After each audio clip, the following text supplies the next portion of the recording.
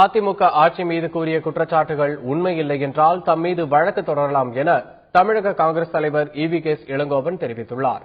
தந்தி டிவியின் கேள்விக்கென்ன பதில் நிகழ்ச்சியில் பங்கேற்ற அவரிடம் தலைமை செய்தி ஆசிரியர் ரங்கராஜ் பாண்டே எழுப்பிய கேள்விக்கு அவர் அளித்த பதிலை தற்போது பார்ப்போம்.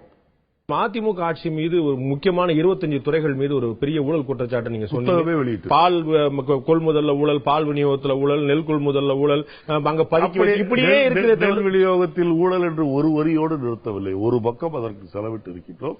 எப்படி ஊழல் நடந்தது என்பதையும் எழுதியிருக்கின்றோம். கவர்னர்ட்ட கொடுத்ததிலும் ஆதாரம் கொடுக்கல, நீங்க ஊடகங்கள்ட்ட நீங்க சமர்ப்பித்தலும் ஆதாரம் கொடுக்கல, எங்கேயாவது என்று நீங்கள் சொல்வதை என்னால் ஏற்றுக்கொள்ள முடியாது. வாய்க்கு வந்து சொல்லக்கூடிய குற்றச்சாட்டுக்கும் ஒரு ஆதாரப்பூர்வமான நீங்க ஒரு கட்சியோட ஸ்டேட் பிரசிடென்ட். நான் சொன்ன குற்றச்சாட்டுகளை புத்தகமாக நீங்கள் அது இல்லை என்றால் என் மீது வழக்கு போட வேண்டியதாலே. யார் யார் மேலேயோ கேஸ் போடுறீங்க, என் மேலேயே ஏற்கனவே 4 கேஸ் போட்டிருக்கீங்க. ஏன் இதுக்கும் கேஸ் நீங்க போட வேண்டியதானே? ஏன் போடல?